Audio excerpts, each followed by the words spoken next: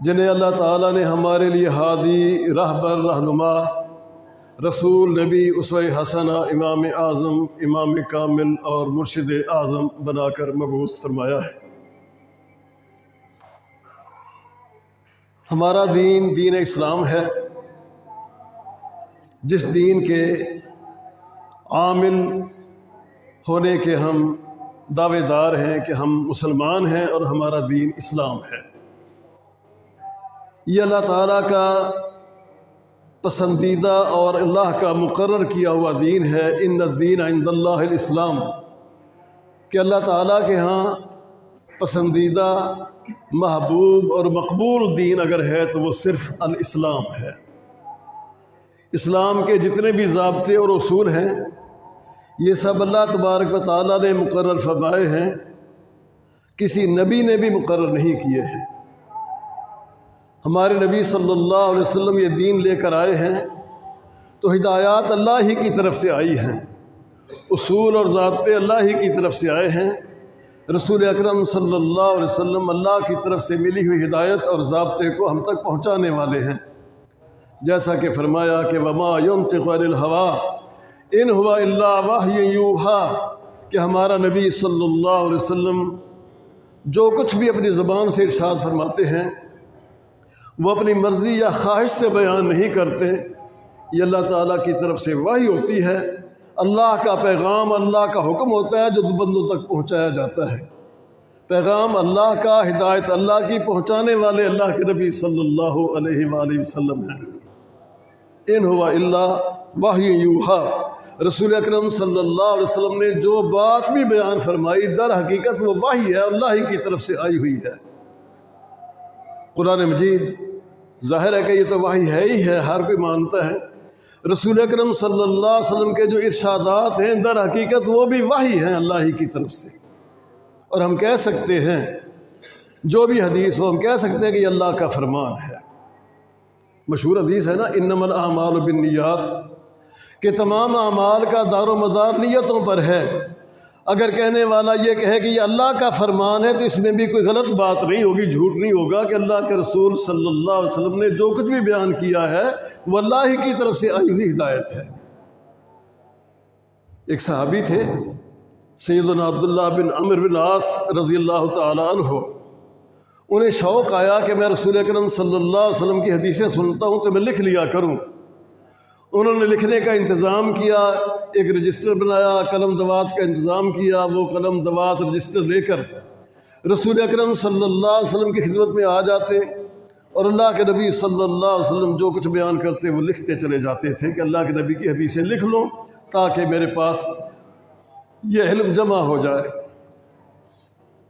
کچھ دنوں بعد بعض صحابہ نے انہیں کہا کہ عبداللہ تم یہ حدیثیں نہ لکھا کرو، اللہ کے نبی صلی اللہ علیہ وسلم انسان ہیں، کبھی آپ خوشی کی حالت میں ہوتے ہیں، کبھی آپ غصے میں ہوتے ہیں، کبھی کوئی کیفیت ہوتی ہے، کبھی کوئی کیفیت ہوتی ہے، کوئی بات لکھنے کے قابل ہوتی ہے اور کوئی بات لکھنے کے قابل نہیں بھی ہوتی، تم تو سب کچھ لکھتے رہتے ہو۔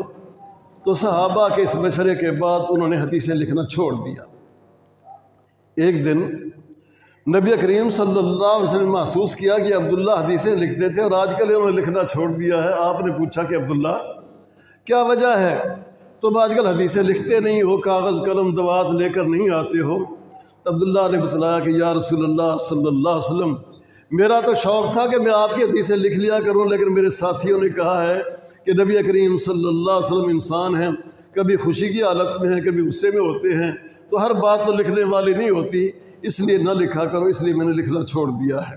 تو نبی کریم صلی اللہ علیہ وسلم نے فرمایا کہ یا عبداللہ اکتب، عبداللہ تو میرے منہ سے نکلی باتیں جو سنتے ہو نا وہ لکھ لیا کرو، لکھتے رہا کرو، اور میری زبان سے سوائے حق کے کوئی بات نہیں نکلتی ہے، میں جو بات بھی کہتا ہوں وہ حق اور سچ بات ہوتی ہے۔ میں اللہ کا نبی ہوں، ٹھیک ہے میں بعض اوقات غصے میں آ جاتا ہوں، کسی وجہ سے غصہ آ جاتا ہے، لیکن غصے کی حالت میں بھی کوئی غلط بات میں نہیں کہتا ہوں۔ بعض اوقات اللہ کے نبی صلی اللہ علیہ وسلم صحابہ سے مزاح بھی کر لیا کرتے تھے۔ ہم تو خیر بس جو ہماری محفلوں میں باتیں ہوتی ہیں وہ ذکر کرنے کے بھی قابل نہیں، بیان بھی نہیں کی جا سکتی ہیں۔ تو بعض اوقات رسول اکرم صلی اللہ علیہ وسلم بھی صحابہ کرام کے ساتھ کچھ ذرا مزاح کی گفتگو کر لیا کرتے تھے۔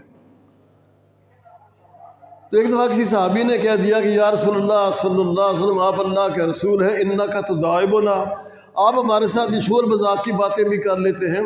آپ نے فرمایا کہ ہاں میں ایسی باتیں تو کہہ لیتا ہوں، لیکن مزاح میں بھی جو بات کہتا ہوں وہ حق اور سچ ہوتی ہے۔ ہوتا تو وہ مزاح یا مزاح ہوتا ہے، پھر بھی میں جو کہتا ہوں وہ حق بات کہتا ہوں۔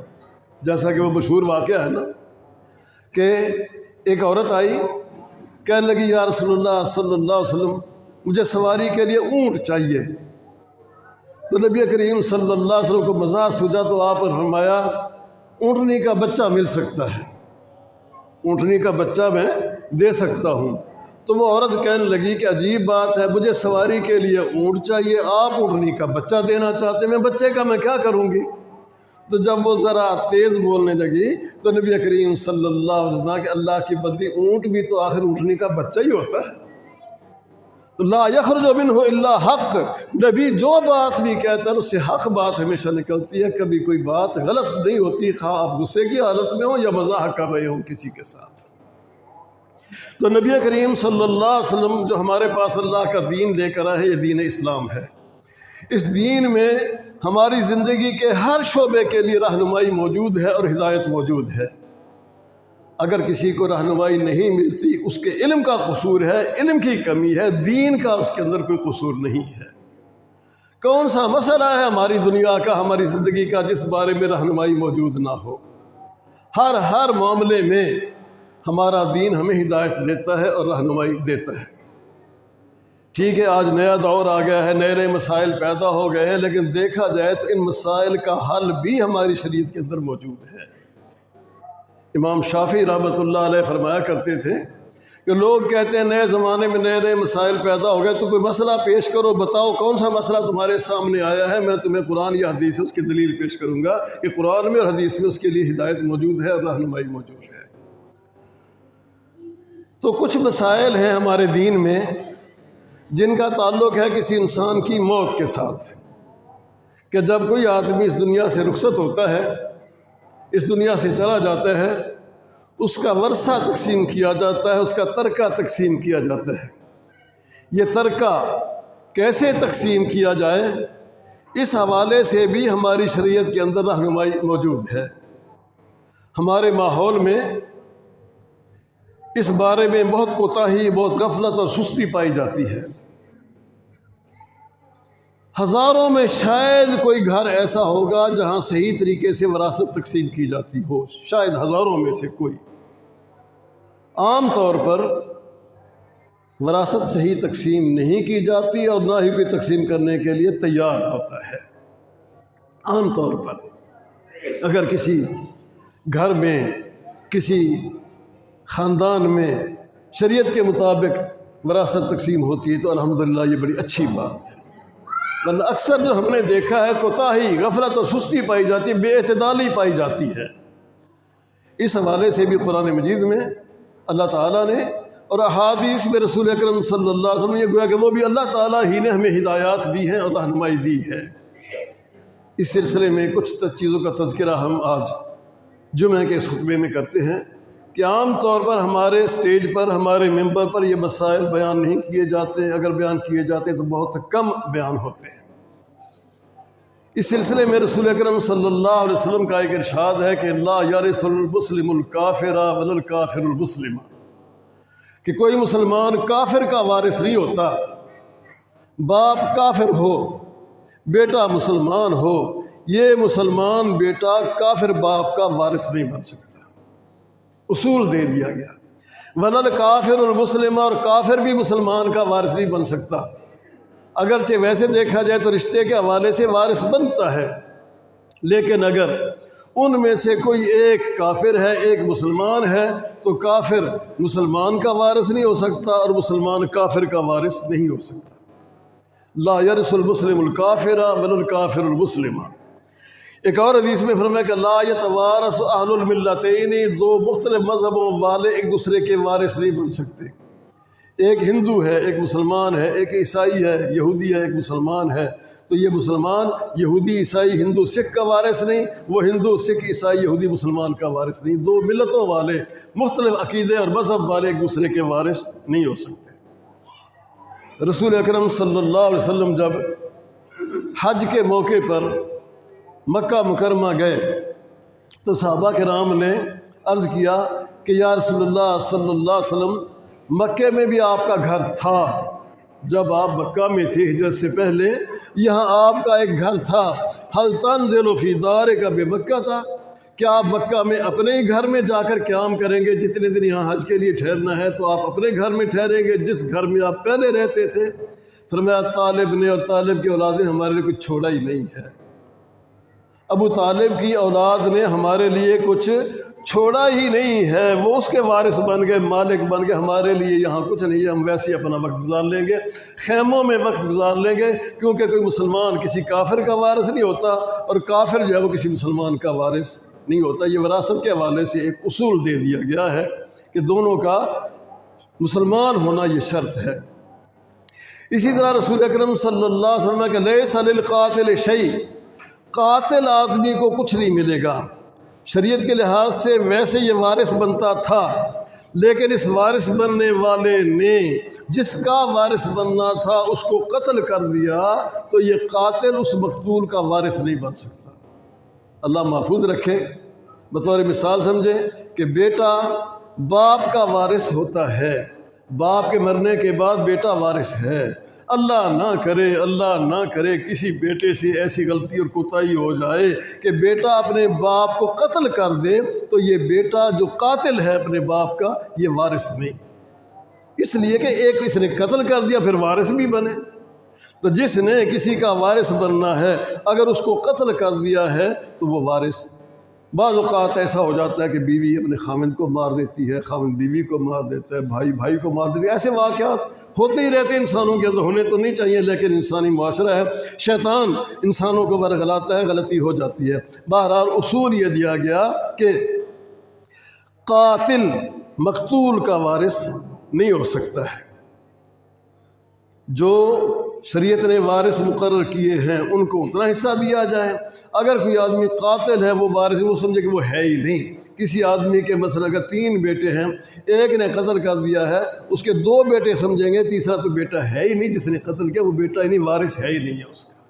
لیس للقاتل شیء، قاتل کے لیے کوئی چیز نہیں ہے۔ اگر بھائی نے بھائی کو قتل کر دیا پھر بھی بعض صورتوں میں بھائی اپنے بھائی کے وارث بنتے ہیں، تو جو قاتل ہے وہ وارث نہیں بنے گا۔ دارمی میں حدیث ہے ایک آدمی نے اپنی ماں کو قتل کر دیا، بیٹے نے ماں کو قتل کر دیا تو علی رضی اللہ تعالیٰ عنہ نے فیصلہ کیا کہ لا میراث لک، تو وارث نہیں بن سکتا۔ قتل بھی کیا ہے ماں کو اور وارث بھی بنتا ہے، یہ نہیں ہو سکتا۔ جو قاتل ہے وہ مقتول کا وارث نہیں بن سکتا، یہ بھی یاد رہنا چاہیے۔ ولا یرث ولد الابن مال ابن، مرنے والا فوت ہوا، اس کا بیٹا ہے، اب بیٹے کا بیٹا یعنی پوتا جو ہے وہ دادے کا وارث نہیں ہوتا، پوتا دادے کا وارث نہیں ہو سکتا۔ بعض اوقات ایسا کہ باپ دادا جو ہے وہ فوت ہوا، اس کا بیٹا بھی فوت ہو چکا اور آگے پوتا زندہ ہے، یہ پوتا اس دادے کا وارث نہیں بن سکتا۔ اگرچہ ہمارے قانون میں، ملکی قانون میں تو اجازت دی گئی ہے کہ یتیم پوتے کو دادا کا وارث بنایا جاتا ہے۔ یہ کہ یہ جی یتیم ہے، یہ پوتا ہے، کدھر جائے گا، اس کا کیا بنے گا، زندگی کیسے گزرے گی، بیچارہ یتیم ہے، بیچارے کو دینا چاہیے۔ تو ہمارے قانون میں یہ دنیا دار جو قانون بنانے والے ہیں انہوں نے پوتے کو دادے کا وارث مقرر کیا ہے۔ اگر اتنی ہمدردی ہے، سب سے زیادہ ہمدرد تو اللہ ہے جو خالق ہے، مالک ہے، رازق ہے، ہماری ضرورتیں پوری کرنے والا ہے۔ اگر اللہ بہتر سمجھتا تو اس پوتے کو دادے کا وارث اللہ مقرر کر دیتا۔ دیکھیں اس پوتے کا دادے کے ساتھ تعلق ہے باپ کی وجہ سے، اس بچے کا باپ اور اس باپ دادے کا یہ پوتا، وہ درمیان میں وہ نہیں رہا تو پوتا کیا لگتا ہے؟ یہ پوتا دادے کا وارث نہیں ہے۔ اگر دادے کو اپنے پوتے سے کوئی ہمدردی ہے پھر یہ ہے کہ وہ اپنے پوتے کے لیے وصیت کر دے، وصیت کرنے کی اجازت ہے۔ کوئی آدمی جس کے پاس کچھ جائیداد ہے، کچھ دولت ہے، زمین وغیرہ جو کچھ بھی ہے، وہ دیکھتا ہے کہ میرا پوتا ہے لیکن پوتے کو ملنا نہیں ہے حصہ، شریعت حصہ نہیں دیتی ہے، اس کو اجازت دی گئی ہے کہ وہ اس کے لیے وصیت کر سکتا ہے کل مال کی 1/3، کل مال میں سے تیسرے حصے کی وصیت کر سکتا ہے کہ یہ میرے فلاں پوتے کو دے دیا جائے یا پوتی کو دے دیا جائے یا فلاں عزیز کو دے دیا جس نے وارث نہیں بننا تھا، اس کے لیے وصیت کی جا سکتی ہے کل جائیداد میں سے تیسرے حصے کی۔ باقی اس کے وارثوں میں تقسیم ہوگا۔ جو شرعی وارث ہیں ایک حصہ وہ کسی بھی شخص کے لیے وصیت کر سکتا ہے جس کو وہ دینا چاہتا ہے، ویسے تو حصہ ملنا نہیں ہے لیکن وہ اس آدمی کے لیے جو کہ اس کا وارث نہیں بنتا ہے وصیت کر سکتا ہے۔ لیکن یہ یاد رہے جس نے وارث بننا ہے شریعت میں، جو وارث بنتا ہے، وارث کے لیے وصیت نہیں ہو سکتی۔ جو وارث بنتا ہے اس کا شریعت نے حصہ بھی مقرر کر دیا ہے، اس کے لیے وصیت نہیں کر سکتے، یعنی 2 حصے نہیں مل سکتے کہ اصل حصہ بھی ملے جو شریعت نے مقرر کیا ہے اور وصیت کر کے بھی اس کو دیا جائے، یہ نہیں ہو سکتا۔ صرف حصہ ملے گا، چاہے اس کا اس میں آدھا حصہ ہے یا چوتھا حصہ ہے یا چھٹا حصہ ہے، 8واں حصہ، جتنا بھی ہے وہی حصہ ملے گا، اس کے لیے وصیت نہیں کر سکتا۔ مثلا بیوی کے متعلق پتہ ہے سب کو کہ خاوند فوت ہو جائے تو بیوی کا 8واں حصہ ہوتا ہے۔ اب وہ کہیں بیوی کو زیادہ ملنا چاہیے، تو کون ہوتا ہے زیادہ دینے والا؟ دینے والا تو اللہ ہے، اللہ نے 8واں حصہ مقرر کیا ہے، تو زیادہ کیسے دے سکتا ہے؟ 8واں ہی ملے گا۔ کہتے میں وصیت کرتا ہوں تو ایسی وصیت کا کوئی اعتبار نہیں ہوگا، وہ وصیت کا عدم ہوگی۔ لا وصیت لوارث، وارث کے حق میں وصیت نہیں کی جا سکتی، البتہ جو آدمی وارث نہیں ہے اس کے لیے وصیت کی جا سکتی ہے، اور وصیت بھی کل جائیداد میں سے صرف تیسرے حصے کی اجازت ہے، اس سے زیادہ وصیت کرنے کی اجازت نہیں ہے۔ حضرت سعد رضی اللہ تعالیٰ عنہ بیمار تھے، اللہ نے ان کو دولت بھی کافی دی ہوئی تھی، ان کے وارثوں میں صرف ایک ہی بیٹی تھی، بیمار تھے وہ، نبی کریم صلی اللہ علیہ وسلم ان کی عیادت کے لیے گئے، بیمار کرسی کے لیے گئے، باتیں ہونے لگی، حال احوال دریافت کرنے لگے، تو سعد رضی اللہ تعالیٰ عنہ نے کہا کہ یا رسول اللہ صلی اللہ علیہ وسلم، میری وارث ایک ہی بیٹی ہے، اس کو اتنے مال کی ضرورت نہیں، اللہ نے مجھے مال بھی بہت دیا ہے، میری ایک بیٹی ہے، تو میں چاہتا ہوں کہ اپنا مال، سارا مال یا اس میں سے کافی سارا حصہ میں لوگوں کے لیے وصیت کر دوں، فلاں جگہ خرچ کر دینا، فلاں جگہ خرچ کر دینا۔ نبی کریم صلی اللہ علیہ وسلم نے فرمایا کہ نہیں، تمہیں صرف کل مال میں سے تیسرے حصے کی وصیت کرنے کی تو اجازت ہے، لیکن ہے یہ بھی زیادہ، تیسرا حصہ بھی زیادہ ہے، اس سے کم کی وصیت کرنی چاہیے۔ مثلا اگر کسی کے پاس 3 لاکھ روپے ہیں، وصیت کرنا چاہتا ہے، 1 لاکھ کی وصیت کر دے کہ یہ 1 لاکھ جو کسی مسجد میں دے دینا یا فلاں مدرسے میں دے دینا یا فلاں آدمی کو دے دینا، مجھے اس سے محبت ہے، تعلق ہے، 2 لاکھ اس کے وارثوں کا ہے، اس کی ایک ہی بیٹی تھی، فرمایا تیری جتنی بھی جائیداد ہے کل جائیداد میں سے آدھی جائیداد کی وارث تو تیری بیٹی ہے۔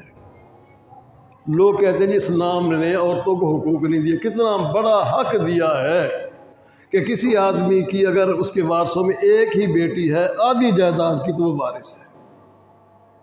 کسی کے مثلا اگر 4 مربع ہیں نا تو 2 مربع تو ایک بیٹی کو مل جائیں گے، ماشاءاللہ۔ اسلام نے تو عورتوں کو بڑے حقوق دیے ہیں۔ بہرحال جو قاتل ہے وہ وارث نہیں بنتا، اسی طرح جو وارث ہے اس کے حق میں وصیت نہیں کی جا سکتی، وصیت کرنی بھی تو ہے تو صرف تیسرے حصے کی وصیت ہو سکتی ہے، اس سے زیادہ کی نہیں ہو سکتی، باقی جائیداد اس کے جو شرعی وارث ہیں ان میں تقسیم ہوگی۔ اسی طرح جو بچہ ولد الزنا ہے وہ اس کے باپ کا پتہ ہی نہیں، باپ اس کا متعین ہے ہی نہیں، چاہے پتہ بھی ہو کہ فلاں آدمی نے زنا کیا تھا، یہ اس کے نطفے میں سے ہے، لیکن یہ اس کا وارث نہیں بنے گا، نہ وہ جس کی طرف نسبت کی جا رہی ہے وہ اس بچے کا وارث بنے گا، نہ یہ بچہ اس کا وارث بنے گا، کیونکہ نسب جو ثابت ہوتا ہے وہ صحیح نکاح ہو پھر نسب ثابت ہوتا ہے، زنا کی وجہ سے نسب ثابت نہیں ہوتا۔ بچہ ماں کی طرف منسوب ہوتا ہے زنا والا، باپ کی طرف منسوب نہیں ہوتا۔ اس مرد کے ساتھ اس بچے کا ویسے تعلق ہو لیکن شریعت میں اس کا کوئی تعلق نہیں ہے، کیونکہ ناجائز بچہ ہے یہ، لیکن اس میں بچے کا تو واقعی کوئی قصور نہیں ہے، مجرم تو وہ مرد ہے یا وہ عورت ہے جنہوں نے بدکاری کی ہے، اس بچے کا کوئی قصور نہیں، اس بچے کو طعنہ نہیں دینا چاہیے، لیکن یہ بچہ ماں کا وارث تو بنے گا، لیکن جو باپ جس کے متعلق سمجھا جا رہا ہے زانی کا وارث نہیں بنے گا۔ تو وہ ماں اس بچے کی وارث بنے گی اگر وہ فوت ہوتا ہے، یا یہ بچہ اپنی ماں کا وارث بنے گا اگر وہ فوت ہوتی ہے، لیکن جو زنا والا باپ ہے اس کے ساتھ اس کا کوئی تعلق نہیں، اس کا وہ وارث نہیں بنے گا۔ نبی کریم صلی اللہ علیہ وسلم نے ایسے ہی فیصلہ کیا تھا، فرمایا انہو یارث امہ و تارث امہ، یہ اپنی ماں کا وارث ہوگا اور ماں اس کی وارث ہوگی۔ اور پھر بعض خاندانوں میں دیکھا گیا ہے کہ بیٹوں کو وراثت دے دی جاتی ہے، بیٹیوں کو محروم کر دیا جاتا ہے۔ یہ بہت بڑا ظلم اور زیادتی ہے۔ جس طرح بیٹے وراثت میں حقدار ہیں اور اللہ نے ان کا حصہ مقرر کیا ہے، بیٹیاں بھی اسی طرح حقدار ہیں اور اللہ نے ان کا حصہ مقرر کیا ہے۔ چلو حصے میں تو فرق ہے کہ بیٹے کو دگنا اور بیٹی کو اس سے زیادہ، یہ تو اللہ نے فرق رکھا ہے تو ہوگا، لیکن ملے گا ضرور۔ کوئی خاندان، کوئی فرد سوچے کہ میرے بیٹے لے جائیں، بیٹوں کو مل جائے، بیٹیوں کو نہ دوں۔ بیٹی جو کھاتے پیتے گھرانے میں ہے، بڑے اچھے گھرانے میں ہے، مالدار گھرانے میں، چاہے جو بھی ہے، چاہے وہ کروڑ پتی کے گھر میں ہے، وارث تو وارث ہی ہے، اس کا حصہ تو ہے ہی۔ تو لہٰذا جس طرح بیٹے وارث بنتے ہیں، بیٹیاں بھی وارث ہیں۔ کئی ظالم اپنی زندگی میں ہی اپنی وراثت بیٹوں کے نام کرا جاتے ہیں، بیٹیوں کو محروم کر دیتے ہیں، وہ حرام کر کے جاتے ہیں، بیٹوں کی خاطر اپنی قبر میں آگ بھرتے ہیں۔ وہ اپنی قبر میں آگ، فائدہ کمانا ہے تو اس کے بیٹے کمائیں گے، جائیداد بننی ہے تو بیٹوں کی بننی ہے۔ بیٹیاں ساری زندگی بد دعائیں دیں گی کہ ہمارے باپ نے ہمارے ساتھ ظلم کیا، باپ نے ہمارے ساتھ زیادتی کی، بجائے دعائیں لینے کے وہ بیٹیوں کی بد دعائیں لے گا۔ کتنا بد نصیب ہے۔ پھر بیٹوں کی زندگی بنانے کی خاطر اپنی قبر میں آگ بھرتا ہے، وہ آگ کا نشانہ بنے گا۔ جس طرح بیٹے حقدار ہیں، بیٹیاں بھی ویسے ہی حقدار ہیں، برابر کی حقدار ہیں، البتہ حصے میں جو فرق ہے وہ تو پھر ہے ہی ہے۔ اور پھر کئی لوگ بیٹوں میں بھی فرق کر جاتے ہیں، کسی کو زیادہ اور کسی کو تھوڑا دے دیتے ہیں، خود کہہ جاتے ہیں اس نے میری زیادہ خدمت کی ہے جس کو زیادہ حصہ ملے گا، اس نے جو ہے نا میرے ساتھ مل کر زیادہ عرصے تک کمائی کی ہے، محنت کی، اس کو زیادہ ملے گا۔ ناجائز اور حرام ہے، برابر حصہ ملے گا، چاہے کوئی خدمت کرنے والا بیٹا ہے یا کوئی نافرمان بیٹا ہو، دونوں برابر ہیں۔ اللہ کے ہاں جا کر فرق ہوگا۔ جس نے فرما برداری اور اطاعت کی، اللہ تعالیٰ کے ہاں جا کر اس کو انشاءاللہ بہترین اجر اور بہترین ثواب ملے گا۔ جس نے باپ کا دل دکھایا اور باپ کی نافرمانی کی، وہ اپنے عملوں کا بدلہ پائے گا، لیکن وراثت میں باپ کے لیے جائز نہیں کہ اس نے میری خدمت کی تھی، یہ میری عزت کرتا تھا، اس کو زیادہ دیا جائے، اس نے میری خدمت نہیں کی ہے، اس کو تھوڑا دیا جائے۔ ایسا کرے گا تو یہ بھی مجرم اور گناہگار ہوگا۔ اولاد میں سے کسی کو دینا، کسی کو نہ دینا، یہ ناجائز ہے اور یہ حرام ہے۔ بیٹے بھی حقدار ہیں، بیٹا خدمت کرنے والا بھی اتنا ہی لے گا جتنا کوئی نافرمانی کرنے والا بیٹا لے گا۔ ہاں، اس کو اپنے عملوں کا بدلہ ملے گا، اس کو اپنے عملوں کا بدلہ ملے گا۔ حتیٰ کہ اگر اولاد میں کوئی بیٹا یا بیٹی مثلا پاگل ہے، معذور ہے، کچھ کر ہی نہیں سکتا بیچارہ، اس کا دماغ جیسے ہوتے ہیں، اللہ تعالیٰ محفوظ رکھے سب کو ایسی پریشانیوں سے، لیکن جس طرح ایک سمجھدار اور عقل مند بیٹا یا بیٹی وارث ہے، اسی طرح جو بچہ معذور ہے، عقل سے معذور ہے، مجنون یا پاگل ہے، پاگل بیٹا بھی اتنا ہی لے گا جتنا کوئی صحت مند بیٹا حصہ لے گا۔ یہ صحت بیماری، دعا کرنی چاہیے کہ اللہ تعالیٰ سب کو صحت اور عافیت عطا فرمائے اور نیک، صالح اور تندرست اولاد عطا فرمائے۔ کسی کی اولاد میں، کسی کے بھائیوں میں اگر کوئی معذور ہے، اللہ تعالیٰ ان کو صحت اور سلامتی اور تندرستی عطا فرمائے۔ بہرحال کسی کو زیادہ دینا، کسی کو تھوڑا دینا، کسی کو دینا، کسی کو محروم رکھنا، یہ بہت بڑا ظلم ہے۔ ایک صحابی ہیں نعمان ابن بشیر رضی اللہ تعالیٰ عنہ، وہ اپنا واقعہ بیان کرتے ہیں کہ میرے ابا جان نے، بشیر نے مجھے ایک غلام دیا، میرے والد نے مجھے ایک غلام دیا، اور میری ماں کہنے لگی اس بیٹے کو غلام دیا ہے، اللہ کے نبی صلی اللہ علیہ وسلم کو جا کر گواہ بناؤ کہ یہ غلام اس بچے کا ہے، باقی بچوں کا اس میں حصہ نہیں۔ تو حضرت بشیر اپنے بیٹے نعمان کو لے کر رسول اکرم صلی اللہ علیہ وسلم کے پاس گئے اور عرض کیا کہ یا رسول اللہ صلی اللہ علیہ وسلم، یہ میرا بیٹا ہے، میں نے اس کو ایک غلام دیا ہے، آپ گواہ بن جائیں کہ یہ غلام صرف اس بیٹے کا ہے، باقی میرے بیٹوں بیٹیوں کا اس میں کوئی حصہ نہیں ہے۔ نبی کریم صلی اللہ علیہ وسلم فرمایا اور بھی تمہاری اولاد ہے؟ کہنے لگا جی اللہ کا فضل ہے، بیٹے بھی ہیں اور میری بیٹیاں بھی ہیں۔ فرمایا پھر یہ تو ظلم ہے، تم ایک بیٹے کو دے رہے ہو اور باقی بیٹوں کو محروم کر رہے ہو، ھذا جور، یہ ظلم ہے، وانی لا اشہد علی جور، اور میں ظلم والی بات پر کبھی گواہ نہیں بن سکتا۔ جو کسی اور کو گواہ بنانا ہے تو بنا لو، میں گواہی نہیں دے سکتا۔ ایک کو دے رہے ہو، باقیوں کو کیوں محروم کر رہے ہو؟ اسی طرح اگر کسی نے کسی کو صدقہ دیا، خیرات کے طور پر اچھا سلوک کیا، بیٹے نے اپنے باپ کے ساتھ اچھا سلوک کیا، اس کو کوئی چیز خرید کر کے دے دی ابا جی کے نام کہ میرے ابا نے میری اتنی خدمت کی ہے، میں آج کمانے والا ہو گیا ہوں، ابا جی کے نام میں یہ مکان، یہ زمین، یہ جائیداد یا کوئی چیز میں کر دوں۔ کل کو وہ باپ فوت ہو جاتا ہے تو یہ بچہ اس کو وراثت کے طور پر حصہ ملتا ہے تو کوئی حرج نہیں، کیونکہ اس بچے نے اپنے والد کے ساتھ یا اپنی والدہ کے ساتھ اچھا سلوک کیا، اس کو اس نے کچھ دیا، کما کر دیا۔ اب وہ والد فوت ہوتا ہے یا والدہ فوت ہوتی ہے، جب والد کی یا والدہ کی جائیداد تقسیم ہوگی تو یہ بطور وارث اس میں سے حصہ لیتا ہے تو کوئی حرج نہیں ہے، کیونکہ یہ اس کا وارث ہے۔ یہ ایک عورت آئی، کہنے لگی کہ یا رسول اللہ صلی اللہ علیہ وسلم، میں نے اپنی والدہ کو ایک غلام دیا تھا، میں نے اپنی والدہ کو غلام دیا تھا، اب میری ماں فوت ہو گئی ہے، میں اس کی وارث ہوں، اب وہ غلام دوبارہ مجھے واپس ملتا ہے، میں لے لوں یا نہ لے لوں؟ فرمایا لے سکتی ہو، تم نے اپنی ماں کے ساتھ اچھا سلوک کیا تھا، اس کو غلام دیا تھا، آج وہ فوت ہو گئی ہے تو تم اس کی وارث ہو، اپنا غلام تمہیں ملتا ہے بطور وراثت، تو اس میں کوئی حرج نہیں ہے۔ اسی طرح رسول اکرم صلی اللہ علیہ وسلم نے ایک بڑی تنبیہ بیان فرمائی کہ جو آدمی اپنے کسی وارث کو اس کے حصے سے محروم کرتا ہے، اخباروں میں اشتہارات آیا کرتے، تو آج کل تو اخبار ہم نے دیکھے نہیں، پتہ نہیں چھپتے بھی ہیں کہ نہیں چھپتے، کئی اشتہار ہوا کرتے تھے کہ باپ کی طرف سے اعلان ہوتا تھا میرا بیٹا نافرمان ہے یا میرے بیٹے نافرمان ہیں، میں ان کو اپنی جائیداد سے عاق کرتا ہوں، محروم کرتا ہوں، میرا ان کے ساتھ کوئی تعلق نہیں، ان کا میرے ساتھ کوئی تعلق نہیں۔ اشتہارات اخبارات میں بھی آیا کرتے تھے، اسٹامپ وغیرہ بھی لوگ لکھوا دیتے ہیں۔ اپنی اولاد میں سے کسی کو محروم کرنے کی اجازت نہیں۔ اللہ کے نبی صلی اللہ علیہ وسلم آیا، جو آدمی اپنے کسی وارث کو اس کے حصے سے محروم کرتا ہے، اللہ تعالیٰ اس کو آخرت میں جنت والے حصے سے محروم کرے گا، اس کا جنت میں کوئی حصہ نہیں۔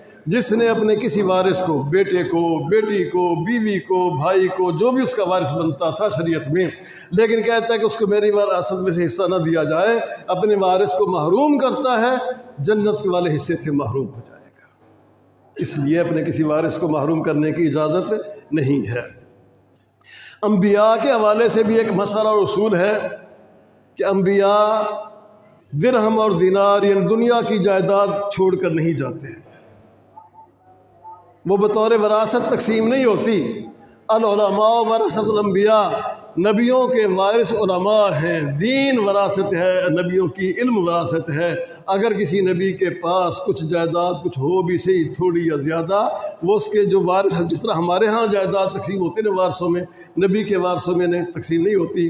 آپ نے فرمایا انما معاشر الانبیاء لا نورث، انبیاء کا کوئی آدمی وارث نہیں ہوتا، انما ترکنا صدقۃ، ہم جو چیز چھوڑ کر فوت ہوتے ہیں وہ چیز صدقہ ہوتی ہے، امت میں تقسیم ہو جاتی ہے، وارث اس کی بیوی یا بیٹے بیٹی کو کسی کو حصہ نہیں ملتا ہے، انبیاء کی وراثت تقسیم نہیں ہوتی ہے۔ اسی طرح اگر کسی آدمی کا کوئی بھی وارث نہیں، بیوی نہیں، باپ نہیں، ماں نہیں، بھائی نہیں، اولاد نہیں، پھر الخال وارث من لا وارث لہ، پھر ماموں بھی اپنے بھانجے کا وارث بن سکتا ہے۔ فوت ہونے والا فوت ہوا، اس کے وارثوں میں بیوی نہیں، ہو سکتا ہے بعض اوقات والدین بھی نہیں، کوئی بہن بھائی بھی نہیں، ماموں اگر اس کا زندہ ہے تو ماموں اپنے بھانجے کا وارث بن سکتا ہے۔ تو یہ وراثت کے حوالے سے کچھ مسائل ہیں۔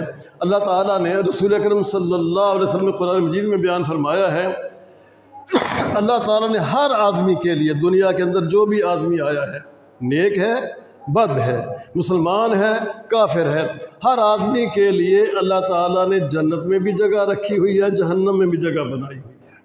ہر آدمی کی جنت میں بھی جگہ ہے، جہنم میں بھی جگہ ہے، پھر وہ اپنے عملوں کی بنا پر یا جنت والی جگہ کو حاصل کرے گا یا جہنم والی جگہ کو حاصل کرے گا۔ تو جو جگہ بچے گی وہ باقی لوگوں میں تقسیم کر دی جائے گی۔ مومن کے بارے میں فرمایا کہ مومن آدمی کے لیے اللہ تعالیٰ نے جو جہنم میں جگہ رکھی ہے وہ کافر لوگ وہاں چلے جائیں گے، اور اسی طرح کافر کے لیے جو جگہ اللہ نے جنت میں رکھی ہوئی ہے، لیکن کافر تو جنت میں نہیں گیا، تو جنت میں جانے والے مومن اور مسلمان اس کافر کے وارث ہوں گے، وہ جگہ ان مومنوں کو جنت والی جگہ مومنوں میں تقسیم کر دی جائے گی۔ جیسا کہ اللہ نے قرآن میں فرمایا ہے اولئک هم الوارثون الذین یرثون الفردوس ہم فیہا خالدون، کہ یہ لوگ وارث ہوں گے جنت میں جانے والے لوگ۔ مراد یہ ہے کہ یہ لوگ جو جہنمیوں والا حصہ تھا جنت کے اندر وہ اہل جنت میں تقسیم کر دیا جائے گا۔ تو بھائیوں، یہ اس قسم کی کچھ رہنمائی ہے اور ہدایت ہے وراثت کے حوالے سے۔ ہمیں ان مسائل کا علم ہونا چاہیے، علماء کو بھی چاہیے کہ وقتاً فوقتاً بیان کرتے رہا کریں، اس کی یاد دہانی کراتے رہا کریں، اور پھر ہمیں بھی چاہیے کہ جو بات ہمارے علم میں آ جائے اس پر عمل کی کوشش کریں، اور اگر کسی بات کا علم نہ ہو اپنے علماء سے پھر اس کی تفصیل اور رہنمائی لے لینی چاہیے۔ چوتھے پارے میں جو اللہ نے یہاں بیان فرمایا ہے چند مسائل، اس کا مختصر سا ترجمہ کریں۔ اللہ نے فرمایا ہے یوصیکم اللہ فی اولادکم، کہ اے مسلمانوں، اے میرے بندو، اللہ تعالیٰ تمہیں تمہاری اولاد کے حوالے سے حکم دیتا ہے کہ للذکر مثل حظ الانثیین، تمہارے وارثوں میں اگر بیٹے بھی ہیں اور بیٹیاں بھی ہیں پھر بیٹے کو بیٹی کی نسبت دگنا ملے گا، بیٹے کو دگنا، بیٹی کو اس سے آدھا۔ چاہے بیٹے 4 ہیں 5 ہیں، بیٹیاں 2 ہیں 3 ہیں 4 ہیں، جتنی بھی ہیں، تو بیٹوں اور بیٹیوں میں یہ نسبت کی جائے گی کہ بیٹی کو جتنا حصہ ملے گا بیٹے کو اس سے دگنا ملے گا۔ فَإِن كُنَّ نِسَاءً فَوْقَ اثْنَتَيْنِ فَلَهُنَّ ثُلُثَا مَا تَرَكَ، اور اگر کسی آدمی کے بیٹے نہیں صرف بیٹیاں ہیں، 2 ہیں یا 2 سے زیادہ ہیں، کل جائیداد میں سے 2/3 کی وارث وہ بنے گی، بیٹیاں بنے گی، باقی جائیداد باقی وارثوں میں تقسیم ہوگی۔ اور اگر کسی فوت ہونے والے کی ایک ہی بیٹی ہو، بیٹا کوئی نہیں، صرف ایک بیٹی ہے، تو کل جائیداد میں سے آدھی جائیداد کی وارث وہ اکیلی بیٹی بنے گی۔ اور اگر فوت ہونے والے کا والد بھی موجود ہو، والدہ بھی موجود ہو، تو والد کو کل جائیداد میں سے چھٹا اور والدہ کو بھی کل جائیداد میں سے چھٹا ملے گا۔ اور اگر کسی کی اولاد نہ ہو تو پھر ماں موجود ہے، پھر ماں کو کل جائیداد میں سے تیسرا حصہ ملے گا۔ یہ ساری تفصیل آئی ہے۔ اس طرح فرمایا جو آدمی فوت ہوتا ہے اگر اس کی اولاد ہو، فوت ہونے والے کی اولاد ہو، بیٹے ہوں بیٹیاں ہوں، ایک بیٹا ہو ایک بیٹی، یعنی اولاد جس کی ہے اس کی بیوی کو 8واں حصہ ملے گا۔ اور اگر اولاد نہیں پھر آدھی جائیداد ملے گی۔ تو یہ وراثت کے حوالے سے کچھ ہدایات قرآن مجید میں بھی ہیں، اور اس کے ساتھ ساتھ ایک بنیادی بات یہ ہے فوت ہونے والے نے اگر کوئی وصیت کی ہے، وصیت پہلے پوری کی جائے گی، بعد میں جائیداد تقسیم ہوگی۔ فوت ہونے والے کے ذمہ اگر قرضہ ہو، قرضہ پہلے ادا کیا جائے گا، اس کے بعد جائیداد تقسیم کی جائے گی اس کی۔ قرضے والا معاملہ بھی بڑا اہم ہے۔ کئی لوگ فوت ہوتے ہیں، بڑا بڑا قرضہ ان کے ذمہ ہوتا ہے، کوشش کرنی چاہیے کہ فوت ہونے والے کے ذمہ قرضہ نہ ہو، لیکن انسان ہے قرضے لینے بھی پڑ جاتے ہیں، بعض اوقات اس کے ذمہ قرضہ ہوتا بھی ہے۔ اس کی وفات کے بعد وارثوں کی ذمہ داری ہے کہ پہلے قرضہ ادا کریں، اس کی وصیتیں پوری کریں، اس کے بعد جائیداد تقسیم کرنے۔ حصہ لینے کے لیے تو ہر کوئی تیار ہو جاتا ہے، دینے کے لیے کوئی قسمت والے ہی ہوں گے جو خوشی سے ادا کرتے ہیں۔ قرضے کا معاملہ اتنا سنگین ہے، ایک دفعہ رسول اکرم صلی اللہ علیہ وآلہ وسلم نے فرمایا کہ جب کوئی آدمی اللہ کی راہ میں شہید ہوتا ہے، شہید ہونے والے کے جسم سے خون کا قطرہ ابھی نکلتا نہیں، زمین پر گرتا نہیں، اس کے سارے گناہ معاف کر دیے جاتے ہیں۔ اللہ کی راہ میں شہید ہونے والا جب شہید ہوتا ہے، اس کے جسم سے خون نکل کر ابھی زمین پر گرتا نہیں، اس سے پہلے اللہ تعالیٰ شہید کے سارے گناہ معاف کر دیتا ہے۔ کتنا بڑا اجر ہے اور کتنا ثواب ہے اللہ کی راہ میں شہید ہونے کا۔ تو تھوڑی دیر بعد فوراً فرمایا الا الدین، اگر کسی کے ذمہ قرضہ ہو باقی سارے گناہ معاف ہو سکتے ہیں، قرضہ معاف نہیں ہو سکتا۔ اور یہ بات ابھی مجھے اللہ کا فرشتہ جبرائیل بتا کر گیا ہے۔ اللہ کے نبی نے یہ مسئلہ بیان کر رہے تھے، دیکھیں یہ وحی کا انداز ہے، اللہ کی طرف سے وحی آ جاتی، جبرائیل آ کر وحی بتا جاتا، دے دیتا، اور لوگوں کو پتہ بھی نہیں چلتا تھا۔ نبی کریم صلی اللہ علیہ وسلم بیان فرمایا کہ شہید آدمی جب شہید ہوتا ہے، اس کے جسم سے روح نکلتی ہے، اس کے جسم کا خون ابھی زمین پر نہیں گرتا کہ اس کے سارے گناہ بخش دیے جاتے ہیں۔ جلدی سے فرمایا الا الدین، سوائے قرضے کے باقی گناہ معاف ہوتے ہیں، قرضہ معاف نہیں ہوتا۔ والآن جبریل اخبرنی، جبرائیل ابھی مجھے بتا کر گیا کہ اللہ کے نبی ان کو یہ بتا دے قرضہ معاف نہیں ہوگا، باقی گناہ معاف ہو سکتے ہیں۔ تو جو آدمی فوت ہوتا ہے اس کے ذمہ اگر قرضہ ہے، وہ قرضہ کبھی معاف نہیں ہوگا جب تک کہ اس کی طرف سے ادا نہ کر دیا جائے۔ اللہ تعالیٰ سے دعا ہے اللہ تعالیٰ ہمیں دین اسلام کو صحیح طریقے سے سمجھنے کی اور اس کے تقاضوں کو پورا کرنے کی توفیق عطا فرمائے۔ اقول قولی ھذا